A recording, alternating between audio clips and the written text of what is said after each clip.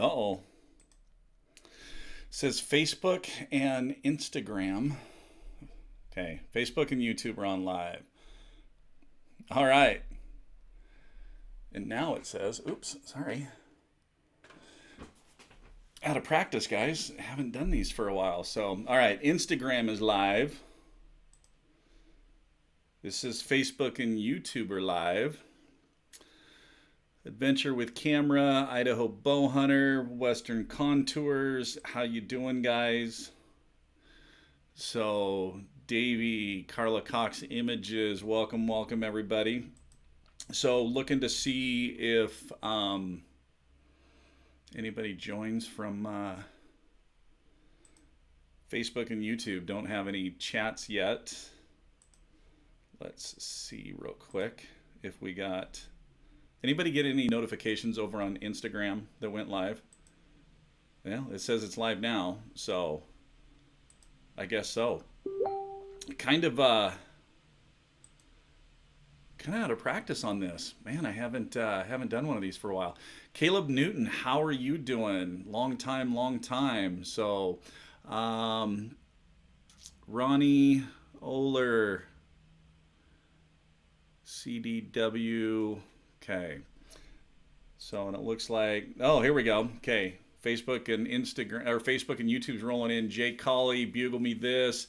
Jerry Mees, how you doing with this lockdown? I am doing good. So, how are you guys doing? Anthony J. Boyd, turkey season. Oh, man, it's rolling in.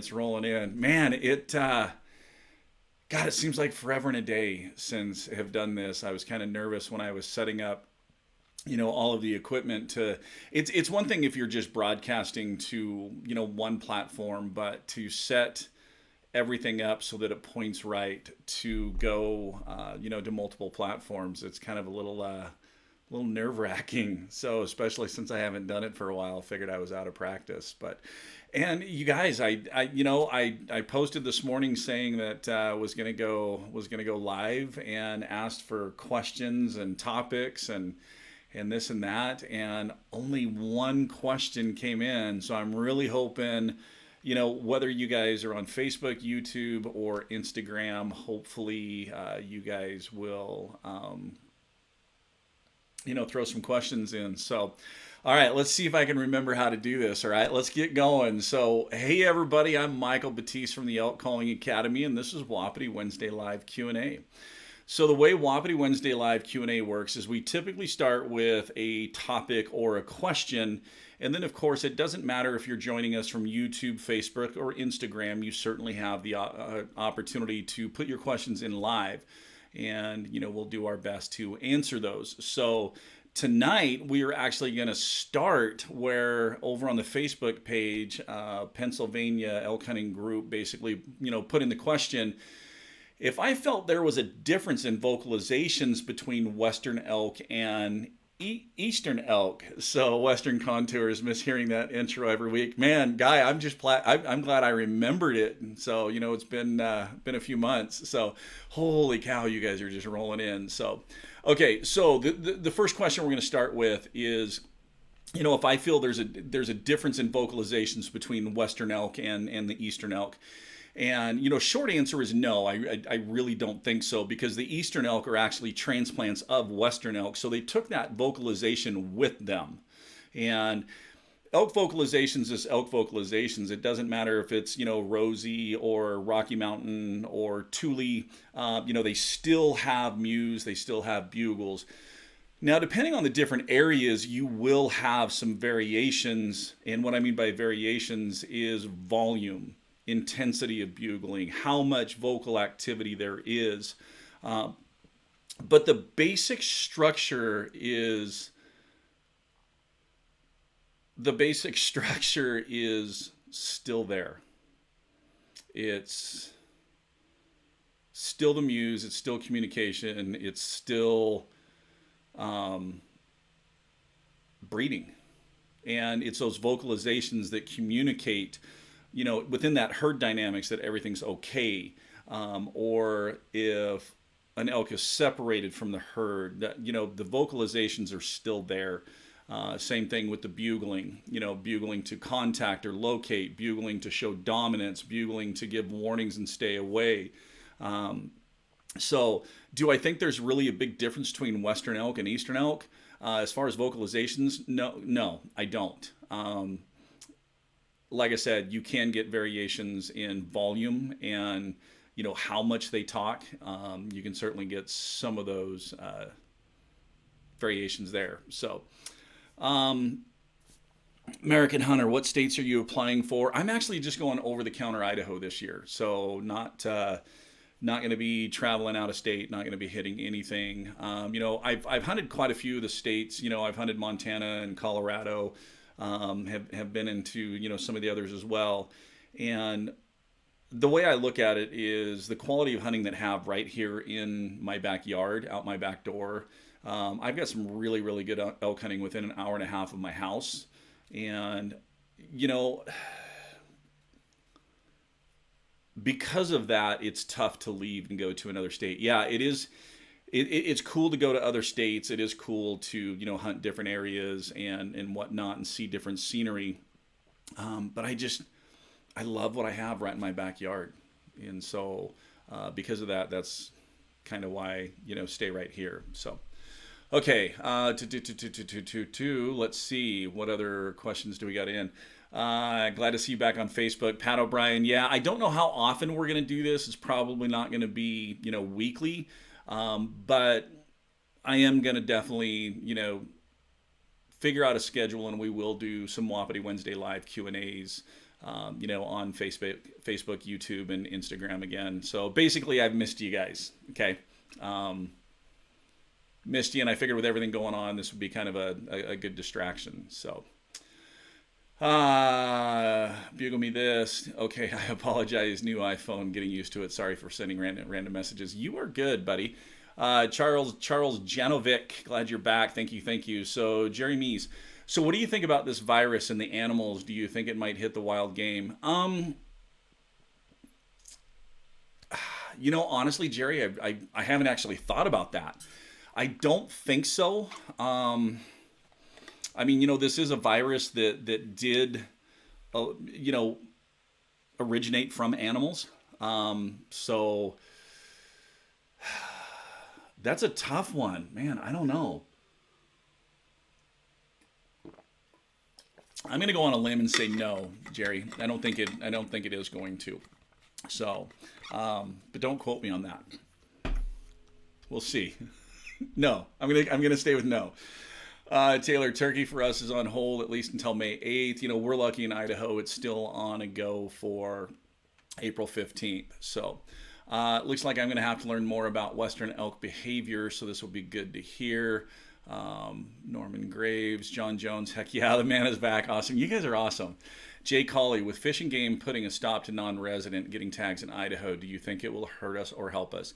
Okay, let's talk about this real quick and why they put the cap on non-resident tags. It has nothing to do with fall seasons.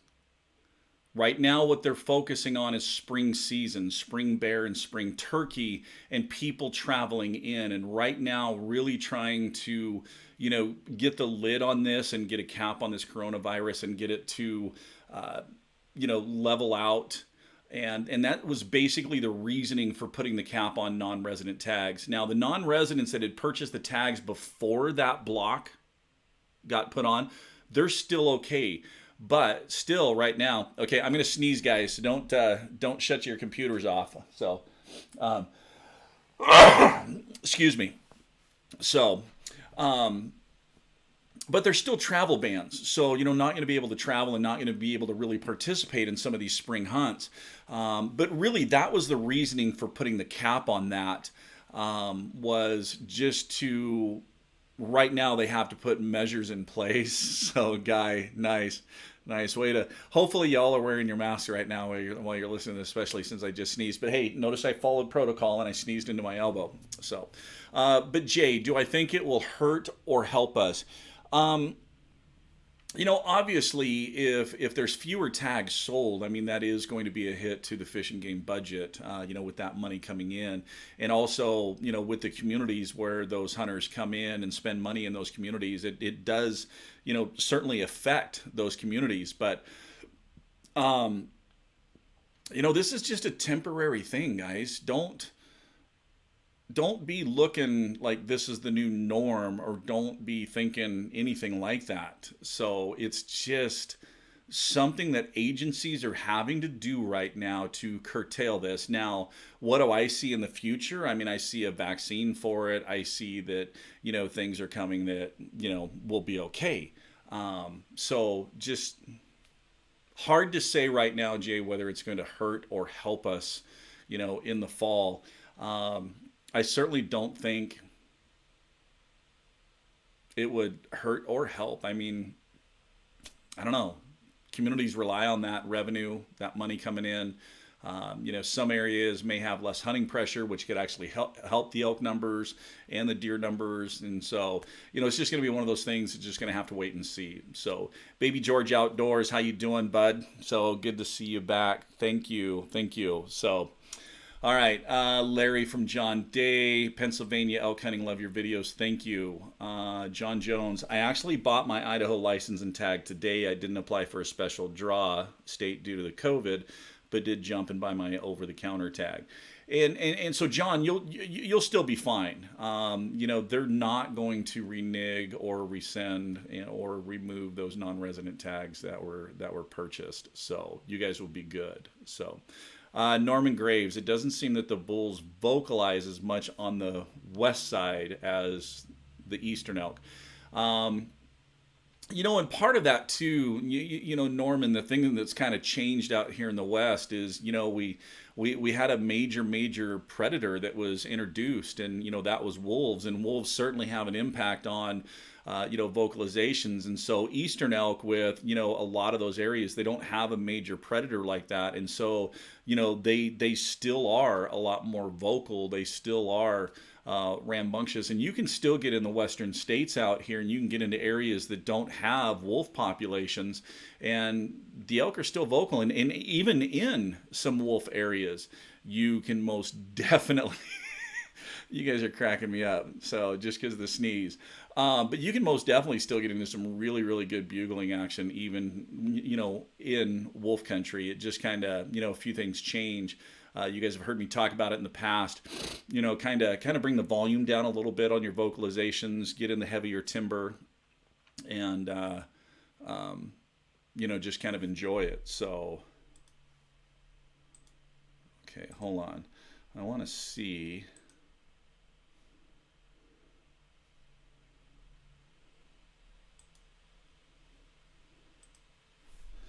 Okay.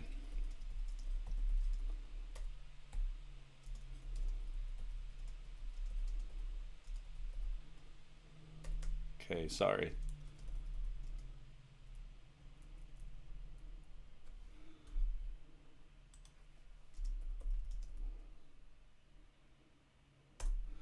I thought I saw another question.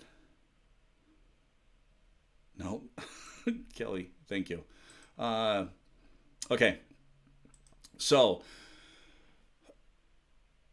what's up, Michael? Hope you're staying safe. Joshua, I am doing good, buddy. How are you doing? So I see some freedom on that shirt. America, September needs to hurry up, brother. Yeah, this is from Pack 'em Out Apparel. So, yeah, September definitely needs to come. I know I have, even though we have a shelter in place order here in Idaho, Idaho is still saying it's okay to get out and hunt and fish, go for hikes if there's just a bunch of people at the trailhead. So the last couple of weekends, I bought a new Tenkara fly rod, and so I've been sneaking up to try to get to a couple of little creeks. Snow has stopped me, but on the cool thing, I've had an opportunity to really watch a lot of elk and a lot of deer and a lot of turkeys.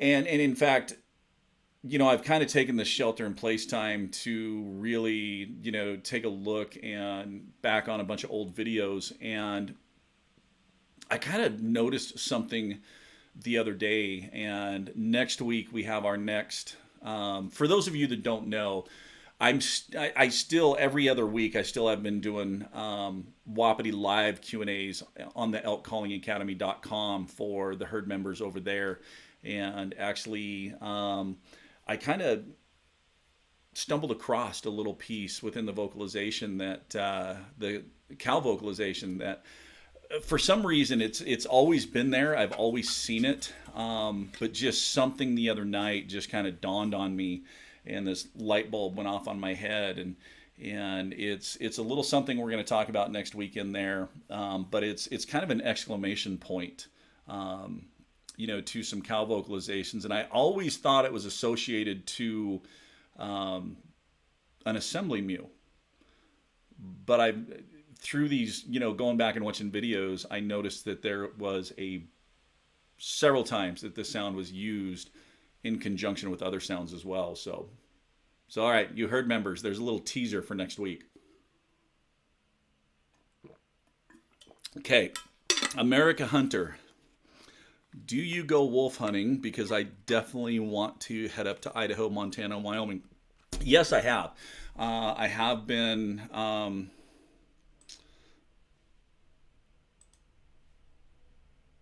wolf hunting a few times. It is a rush. It also is aggravating. It's challenging. They are extremely smart. They actually evolve based off what you're doing and adjust their patterns and adjust. And so you kind of start to get one technique figured out when you're hunting, and if you have an encounter, then that technique no longer works with that group. You're almost back to square one. So all right, let's see. But yeah, elk hunting, wolf hunting is definitely a blast. So what's your thoughts on the wolf population having an effect on elk bugling? So Taylor, it definitely can have an effect. When wolves first move into a new area, it has more of an effect on the elk. And it always has the effect, but as the elk you have generations that grow up with the wolves, they tend to start to evolve a little bit and change their habits and change their behaviors, and they certainly know that if they hear wolves howling, they know what to change and where to go now, especially in Idaho, Montana, and Wyoming, where we've had wolves for a while. We do hunt an area that has a pretty good wolf population, and we still get into really, really good bugling action. The biggest thing that I've really seen is the volume level. They don't have that max volume, that bull walking out to a point and just ringing a canyon with an ear-shrieking bugle. We just don't see that much anymore, especially when wolves are close by.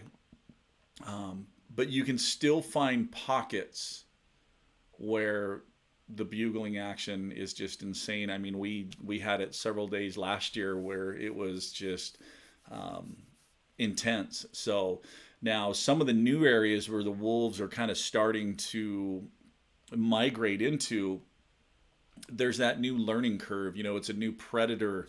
All of the prey is now adjusting their habits and their behaviors because here's this new apex predator that just basically came in. So it definitely is going to be a learning curve. But Taylor, you've really heard me talk about this a lot in the past, maybe, and I know some of you guys that have tuned in a lot, you guys have heard me say, be aware of your surroundings. Pay attention to what's going on around you. If you have a quiet forest, you don't want to be making a bunch of noise at max level. You want to match what's going on around you. So pay attention to that and adjust your calling to what's going on around you as well. So if everything is kind of quiet and soft, you want to be quiet and soft. So let everything around you dictate. And then you'll kind of find that if you start really cluing into a lot of that, you're going to find too that you're going to hear a lot of low audible type Vocalizations and Guy from Western Contours. We had this talk last year before season, and then, after season. He was just amazed at it. When you're really tuning your ear and you really start listening for that low audible vocalizations, just how much of it really goes on out there that a lot of us don't pay attention to because we're just so focused on that high pitch, really loud bugle. So, Idaho Bow Hunter, what's new in your bag of tricks? So, this is one for those of you. I don't know. So, that is the purple amp, the Charlie Smith signature series. Oh, we just lost a light. It started out as a double, but they actually went back onto the press this year to rework it and came out as a single. And I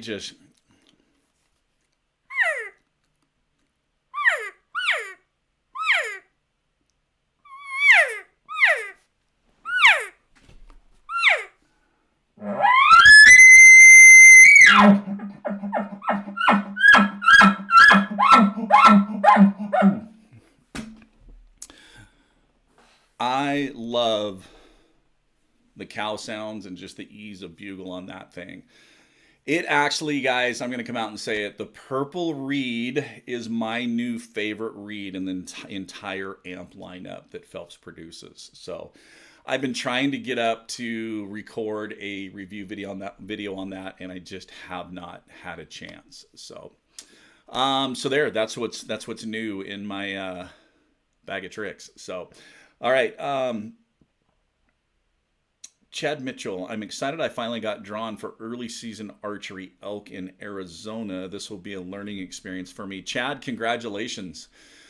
Early season, depending on when it is, can be a lot of fun. It can be a challenge because you have, elk that may not really be extremely vocal, but they respond really well. And what I mean by that is they may not respond with bugles, but they respond with other things, raking, coming towards you, coming to check you out, that curiosity. So, Jonathan, how you doing, brother? Good to see you. So, Mike Thompson, good evening, brother. Is it September yet? The wait is killing me. I know, guys, we are only in April, but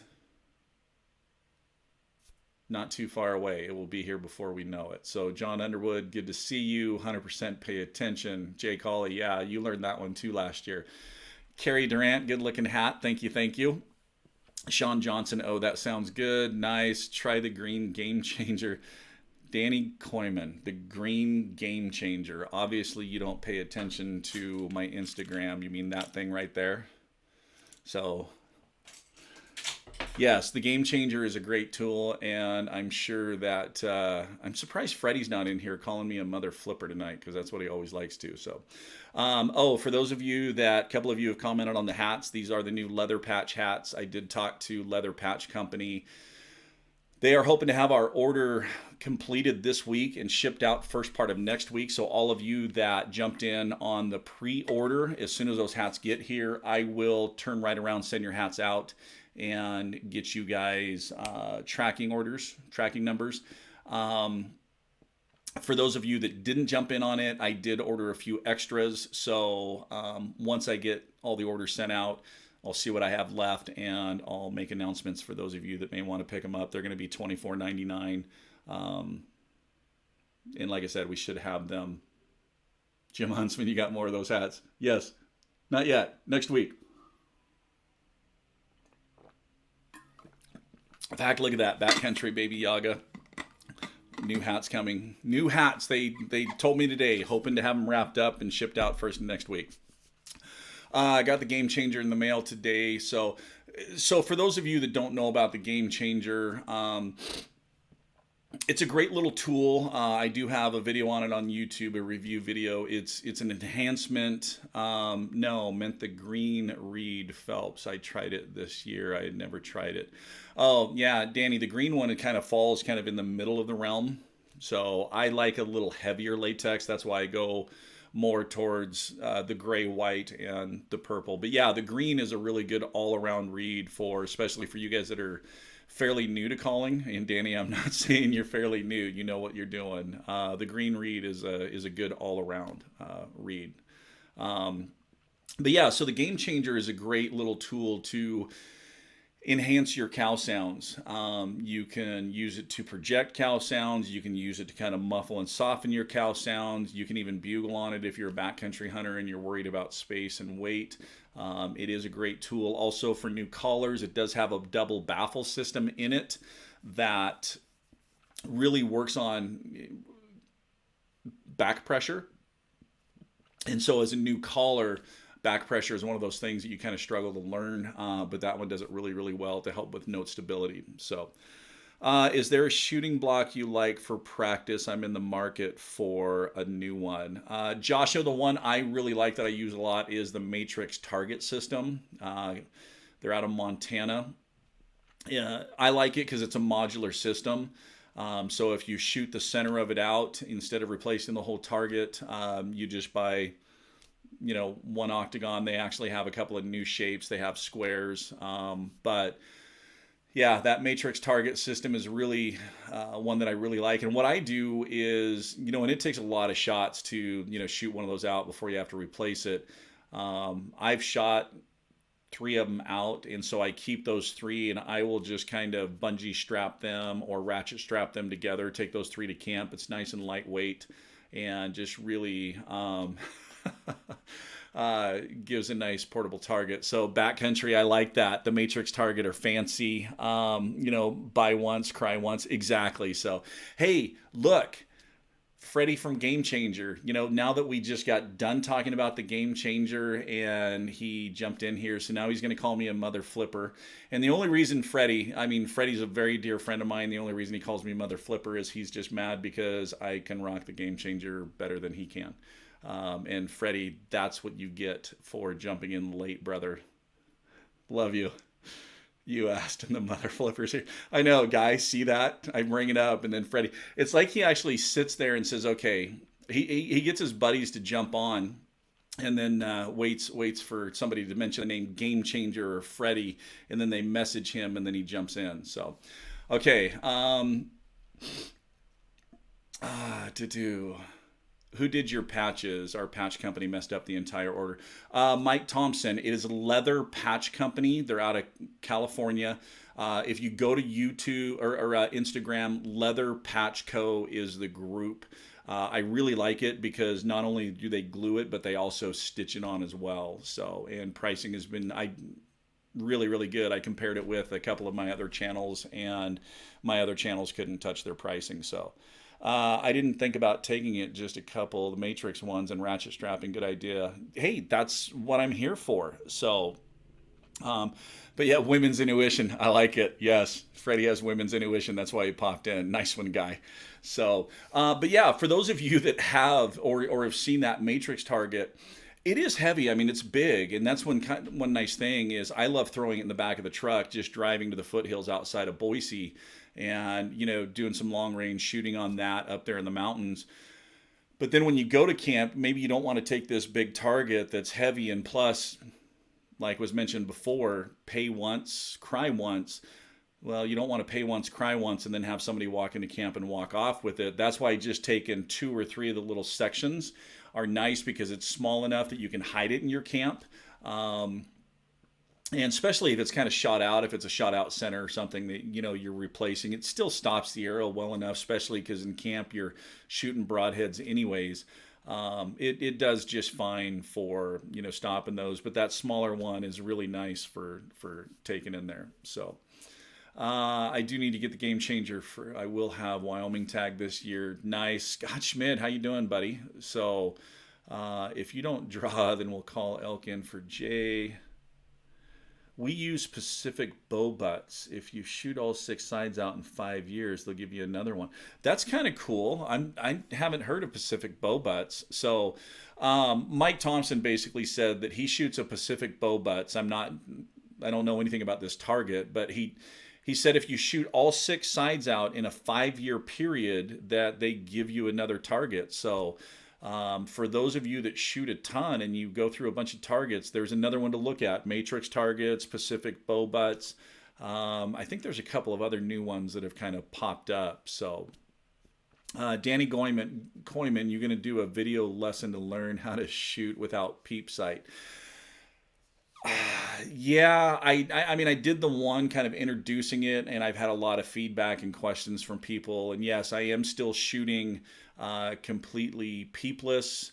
I did the one thing that I kind of changed on the setup this year was I added the Bomar nose button, just to kind of help with consistency. The Bomar nose button is kind of nice because it has these points, and the tip of your nose isn't real sensitive anyways, so those points are really nice for getting that consistent anchor, and that has really helped with, grouping, especially out 50, 60 yards. And but yeah, Danny, I could probably put together a video, and how my setup is. And I know a couple of other people have also said they wanted to see groups on the shot too, so definitely need to do a lot of that.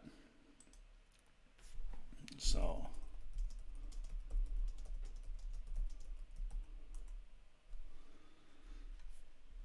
okay. Bum, bum, bum, bum. Thank you. They supply the targets for the Olympics. Okay. So Pacific bow butts. Okay. Nate, Melissa Summers. Hey, bro, you need to go to the Patreon page. I have learned so much from Michael Batiste. He is the man getting really good at calling. Okay. So that was a shameless plug from Jay Colley about the Patreon page there. Sorry I'm late. Had 15 phone calls to make. Scott, you are good. So, okay.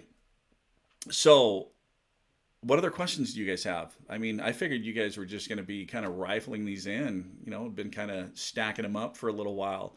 So, thanks for all the valuable information, sir. Got to run, my friend. Pack them out apparel. Have a great night, brother. So, I know this has been kind of fun tonight. Like I said, I've missed you guys. Kind of forgot what this was like. So, let me just scroll back up and see if there's anything that I haven't hit, maybe that I missed. Oh, I think something just popped in. Love the nose button, tighten my group so much.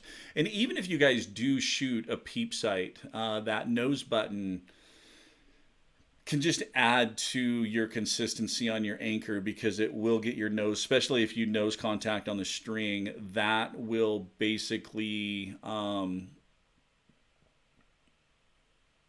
give that consistent nose anchor on the string every time, which is going to, basically align your eye up with the peep every single time. So if you're looking for something to kind of pick up and become a little bit more consistent, definitely check out the Bomar nose button. I have no affiliation with them. It's just something I use and really strongly believe in.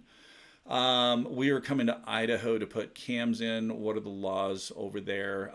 Mike, basically with the laws, I mean, check where you're going. A lot of the areas have motorized restrictions, so make sure you're checking motorized restrictions, and also checking open roads and closed roads. But other than that, make sure you're on public ground. So let's see. What reed do you use? So Corey, there's a few different ones. One of my new favorite ones is the Purple Amp from Phelps Game Calls. Another one that is new is the Rip It 750, which is the new triple from Native by Carlton. It doesn't behave like a triple at all. And in fact, when I got a few prototypes of that in, I handed them out to a few of the Elk Calling Academy students that were here local, just to have them kind of try it.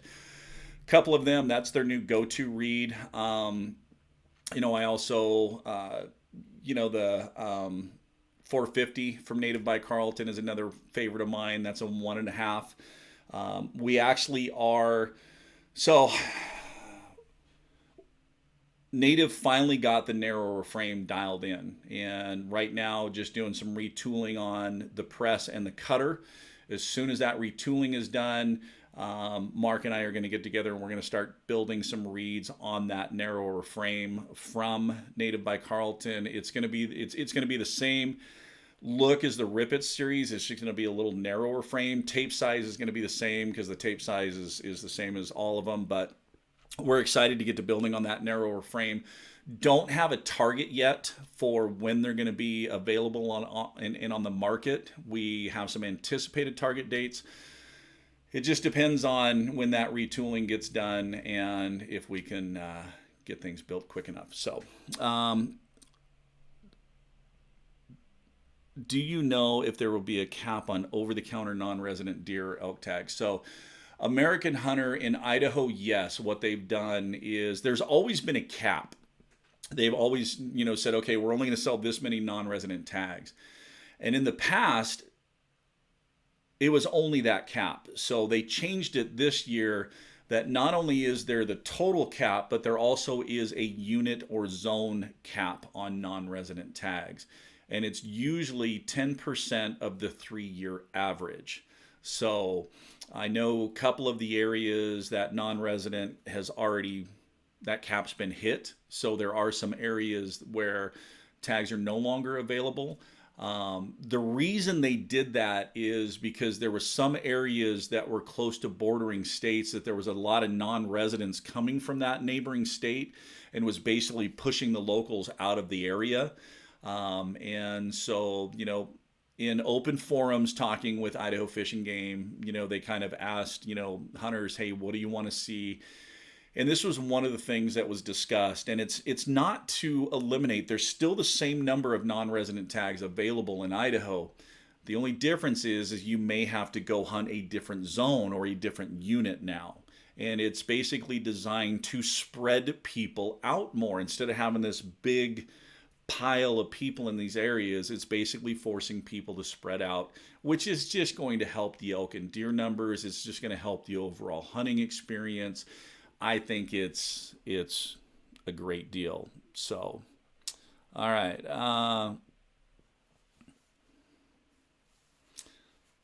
What are a few scenarios when you would use a bark chuckle? Great question. So one of the things with the bark is to understand what the bark is. The bark is basically just an elk that's not comfortable with the situation. He's basically just telling you, I'm not comfortable. I don't think you're an elk. I think you need to present yourself to me. You need to show me that you really are. So I never bark first at an elk, but when an elk barks at me, then I'm going to bark back. And there are times that just a straight bark, that you may get into a bark fest where, you and this elk are barking back and forth, and you may have to bark, cow mew, you may have to bark bugle, you may have to bark chuckle. It just adds realism into that, because there's times that bull will do the same thing. He will bark chuckle because he's nervous, but he's a little excited, or he's nervous and a little agitated. So you hitting him back with that bark chuckle is kind of saying the same thing. I don't really think you're an elk, and I'm kind of starting to get a little aggravated that you're not presenting yourself to me. You're not showing yourself to me. So those are really the only times that I really use bark chuckle, unless I'm in a scenario where maybe I got in on a herd bull with some cows and I want to call to those cows, and I'm going to start hitting them with a roundup bugle, which starts with a soft bark. But yeah, mostly if you're just specifically asking about the bark chuckle, I'm basically going to do that when I have an elk that's barking at me, and I'm going to use that bark chuckle as a way to actually just calm them down a little bit more. So, okay. You think Western elk have a higher pitch than Eastern? No, not necessarily, because they're still the same subspecies of elk. You will have little variations in bugles between Rocky Mountain Rosies and Tule elk. But the elk on the eastern side of the U.S., those are elk that were transplanted from the West. And so those vocalizations are still there. Since no elk calling championship, we need to do something amongst us or something. Yeah, there's some other things that are kind of in the works, so and in discussion. So for those of you that live in northern Idaho, remember I came up last year and did that 5-hour school.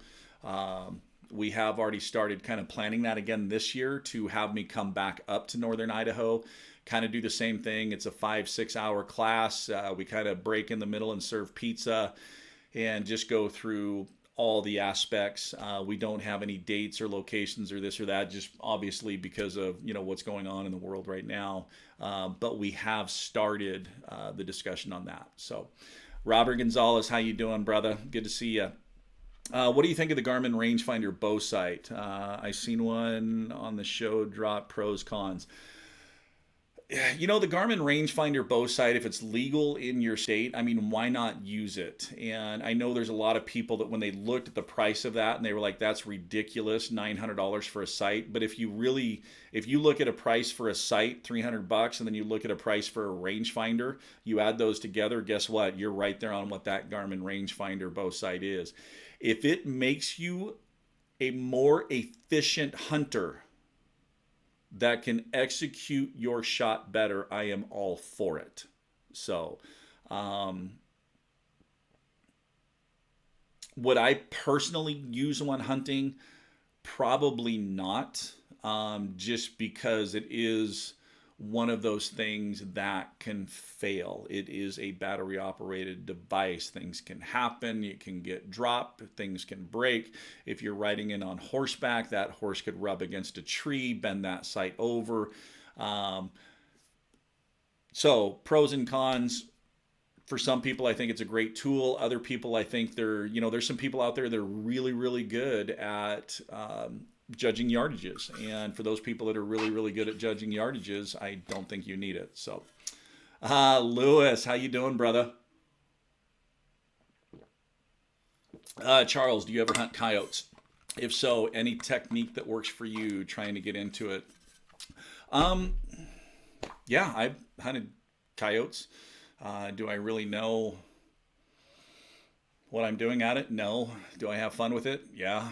So, Native by Carlton, 12.5 is an awesome read. There's another one too. Scott Schmid, elk calling competition at the ISB Jamboree. Anthony, are you coming out to Southern Oregon in this year? Anthony, I don't know yet. I know a couple of people have asked if I'm going to come back. I would love to. I had a blast out there last year. I also know, so nothing in the works yet. Possibility, who knows? For those of you also, every year I've gone to Wyoming and done the seminar there. I'm not going to Wyoming this year, but have started talking about maybe an archery shop or two in eastern Idaho. Sun Valley area, there's a group up there that kind of does, it's kind of cool what they do. They get together and they do a 3D shoot, but they watch elk hunting videos and tutorials, and so that group has invited me up to talk. So there are seminars and things in discussion. Nothing's finalized yet, just because again we don't know how long we're going to be on this lockdown and this and that. So good. How do I suck less as a bow hunter? Lewis, come on, bud. You're good. So DF from Colorado. Are you coming to Colorado? I don't have anything scheduled in Colorado as of yet. If you have a local archery shop that maybe has enough room to do a seminar, have them get a hold of me and definitely we can start talking. Right now, because of everything, the seminar schedule is wide open. Nothing is locked in. Nothing is scheduled. So you guys want me to come to your area, get a hold of your local archery shop, have them get a hold of me. We'll start the process. We'll start the discussion. So, Chad Mitchell, trying to learn as much as possible before September. That is awesome, and that's all part of it. So, I'm going to cover one more thing here, and then we'll probably wrap it up for tonight. This was kind of a discussion that I had the other night. I was kind of joking, and I put out there my number one secret to my elk hunting success, and it was basically a meme that was the shot of a guy's back, and he's sitting on these rocks with this hat on, and he's kind of meditating, but he's completely naked. And so I joked and said that was my number one secret sauce for elk hunting success. And I had a couple of people message me and just say, no, really, what would you say that your number one success or number one reason for success? And honestly, guys, I'm going to say within my group, the number one reason for our success is we do not focus on killing elk. We don't focus on punching a tag. We don't focus on that. Within our group, we focus more on the journey. We focus more on the camaraderie with friends. We focus more on the sights and the sounds and the smells that's going on around us. We focus on those memories created. We focus on just enjoying what we're doing out there. And I think because of that, we don't have that pressure. And so if you get into a setup and something happens and that setup is blown, there's no anger. There is no throwing of the bow or throwing of the hat or this or that. We're all still laughing and high-fiving because of the experience and the encounter that we had.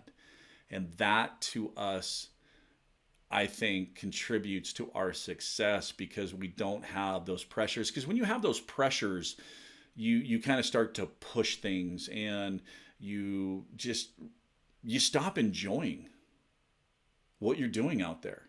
And I honestly think that for our group is really, really what leads to our success. Just that's our number one. Don't focus on killing elk. Focus on the reason for being out there. So, all right. We got a couple more questions popped in. We'll hit these real quick. Always a debate, but do you consider higher poundage is better if completely comfortable at 70 or 80? Is higher poundage better? No, not necessarily. I mean, yeah, your arrow travels faster. You get more kinetic energy. You get more foot pounds and all that kind of stuff. But you also have more poundage that you have to draw. And you hunt elk long enough, you are going to get into a situation where you have to draw your bow in an odd position. Whether you're bent over or on your knees or sitting completely on your butt. And those higher poundages make it difficult to do that. Even as the season progresses and you get into colder weather and you have to start putting more clothes on. These are all elements and factors that can make it harder. So honestly, to me, I think the ideal for me, and this is my opinion, for me, being in that 65 to 70 pound range to me is perfect because I can comfortably draw that. I can comfortably hold that weight if I need to, and I don't have to worry about it. So, Charles, if you trying to learn, Chad, get lessons with Michael, yeah, see, you guys are killing me. So, what calls are best for a beginner? I struggle with reeds. I've never been able to get the hang of them. So, okay, Chad, first thing that you need to do is you need to find a reed that fits your palate the best. And I'm going to recommend 3 reeds for you to get. One is the Black Amp from Phelps Game Calls, which will be a narrow frame. Second, you want to get the Mellow Yellow Mama from Rocky Mountain Hunting Calls. That is a medium frame. And then you want to get the red single or black single from Native by Carlton. That is your wide frame. So now you have a narrow frame, a medium frame, and a wide frame. All 3 of those are a single light latex, which doesn't take a ton of air pressure or a ton of tongue pressure to operate.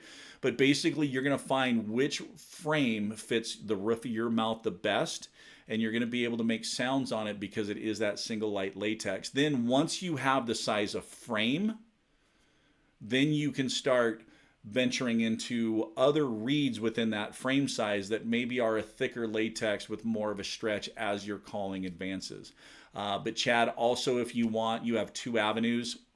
The elkcallingacademy.com. We have a complete instructional line of videos on there. It's $15 a month. And we also have, e-scouting tutorials. And in fact, tomorrow I'm going to drop the next GPS coordinates in there for our next e-scouting challenge. But there's a whole beginner series of videos in there that'll get you started. So I would love to see more and more people spreading the message to enjoy the experience, to appreciate the process. Thank you, Scott. It's my pleasure, man. It's something that I just firmly believe in. So, all right, guys, it's been real. It's been fun. I love each and every one of you. I thank you all for tuning in tonight. We are going to wrap this up tonight. So as always, keep calling, keep practicing. Most importantly, have fun. Again, I thank each and every one of you for tuning in tonight. And we will see you guys again. We will most definitely be doing another Wapiti Wednesday live Q&A down the road. So be safe, stay healthy. Let's all make it to fall. Have a great night, everybody.